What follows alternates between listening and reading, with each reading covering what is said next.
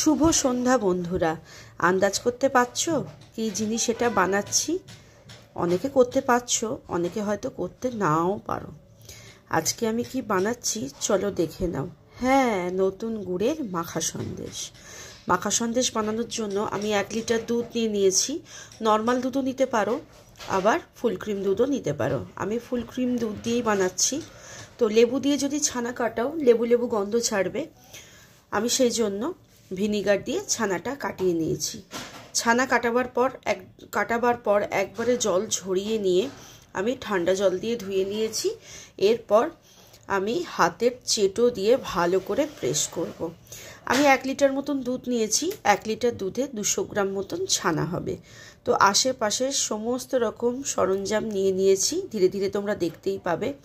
আগে আমি ছানাটা ভালো করে মসৃণ করে নিচ্ছি।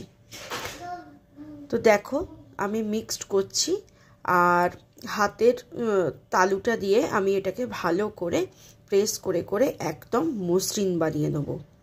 দেখো, তো ছানাটা যখন মাখছি আমার মনে পড়ছে ছোটোবেলাকার কথা। ছোটোবেলায় বাবার সাথে মিষ্টির দোকানে গিয়ে তখন গরম গরম মাখা সন্দেশ হতো।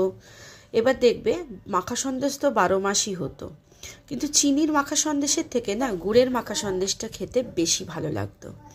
আর গরম গরম মাখা সন্দেশ শাল পাতায় করে ওই দোকানদার কাকু দিত, কিংবা রসগোল্লা নতুন গুড়ের দিত, সেগুলো খেতাম। এখন ভাবছি যে তখন বসে বসে এইসব জিনিসগুলো খাওয়ার অনুভব করতাম, আর এখন নিজে হাতে বানাচ্ছি। তো দিয়ে নিলাম ছোট এলাচ। অনেকে হয়তো বলতেও পারো গুড়ের মাখা সন্দেশের মধ্যে ছোট এলাচ কেন দিলে? তো আমার গন্ধটা ভালো লাগে। হ্যাঁ, চিনির মাখা সন্দেশের মধ্যে তো অতি অবশ্যই ছোট এলাচ দিতে হবে, কিন্তু গুড়ের মাখা সন্দেশেও যদি ছোট এলাচ দেওয়া যায় মন্দ লাগে না। তবে অনেকে তো পছন্দ নাও করতে পারো, তাই নাও দিতে পারো। এরপর দেখো আমি একটা ননস্টিকের কড়া নিয়ে নিয়েছি, এর মধ্যে 1 চামচের মতন ঘি দিয়ে নিয়েছি। ঘি দেওয়ার পর ঘিয়ের ওপরে আমি একটু দুধ ঢেলে দিলাম। তারপর দুধটা যেই গরম হয়ে আসবে, আমি যতটা ছানা মেখে রেখেছি, তো ছানার সঙ্গে যদি ইচ্ছে করে একটু পাউডার দুধও ইউজ করতে পারো, যেমন আমি করেছি। এটা কিন্তু অপশনাল, তোমরা নাও করতে পারো। এরপর দেখো 70% ছানা আমি দুধের ওপর দিয়ে নিলাম। এরপর আর কিছুই না, সুন্দরভাবে মিক্সড করতে হবে।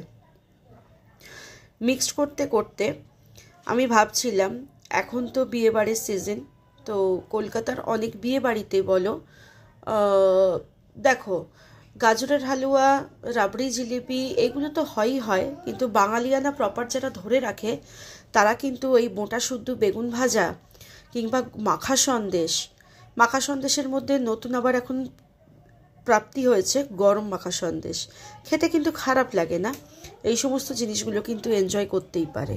তো গত সপ্তাহে আমি গাজরের হালুয়া বানিয়েছিলাম, ভাবলাম এই সপ্তাহে একটু আমি বানাই মাখা সন্দেশ, কারণ এখানকার বাঙালি দোকানে সমস্ত কিছু মিষ্টি পেলেও মাখা সন্দেশ তো আর পাই না, তাই ঘরেই বানিয়ে খেতে হবে। দেখো আমি ওপর থেকে গুড় দিয়ে নিলাম। গুড়টা যেই ভালোভাবে মেল্ট হয়ে যাবে, ওপর থেকে আর একটুখানি যে ছানার মণ্ডটা রয়েছে অল্প করে ওইটাই দিয়ে নেব। এরপরে আর কি, ভালো করে মিক্সড করতে হবে আর নাড়তে হবে, যাতে নিচে লেগে না যায়, যাতে পুড়ে না যায় জিনিসটা। ভালো যখন খাবো খেতে তো ভালোই হবে। তবে আমার ঘরে ছোট বাচ্চা আছে, তোমরা সবাই জানো, সেই কারণে ও একটু চেঁচিয়ে চেঁচিয়ে খেলা করছে। ওকে তো বারণ করলে ও শুনবে না এখন, কারণ ওর বোঝার মতন তো এখন কোনো ক্ষমতা হয়নি। যতটা সামনে দাঁড়িয়ে থেকে বলবো বাবা তুমি চেঁচিও না, হয়তো খানিকক্ষণের জন্য চেঁচাবে না, কিন্তু তারপরক্ষণে আবার হয়তো চেঁচাবে। সুতরাং ওই জিনিসটা কিন্তু তোমরা ইগনোর করো। দেখো বাকি যে ছানাটা ছিল আমি আবার মিক্সড করে নিলাম, কিন্তু বারবার আমাকে নাড়তে হচ্ছে যাতে একটুও বসে না যায় নিচে, মানে লেগে না যায় বা পুড়ে না যায়। দেখো পুরোপুরি রেডি হয়ে গেছে। তবে ফার্স্ট টাইম বানাচ্ছি তো বুঝতে পারছি না যে এটা কতটা বসে যাবে। তবে আমি বেশিক্ষণ নাড়লাম না, যদি বেশি বসে যায় না মনে হবে যেন বড্ড শক্ত হয়ে গেছে, সেই কারণে আন্দাজ মতন এই অবস্থাতেই রেখে দিলাম। তো প্রপার বানানো হোক, তারপর ঠান্ডা হয়ে গেলে তোমাদেরকে দেখাচ্ছি। কালনার মাখা সন্দেশ বিখ্যাত, এটা আমি জানি, তবে ওখানকার মাখা সন্দেশ আমি কোনোদিনও খাইনি, কিন্তু নর্মাল মিষ্টির দোকানের মাখা সন্দেশ তো খেয়েইছি।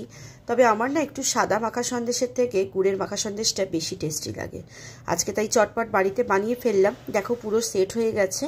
মোটামুটি আধ ঘন্টা পর তোমাদের দেখাচ্ছি। একদম দোকানে যেরকম মাখা সন্দেশ হয় সেই রকমই দেখতে হয়েছে, আর খেতেও কিন্তু দুর্দান্ত হয়েছে। কারণ বানাবার পর আমিও টেস্ট করেছি, আমার বড় ছেলেকেও দিয়েছি, আমার পতিদেবকেও দিয়েছি।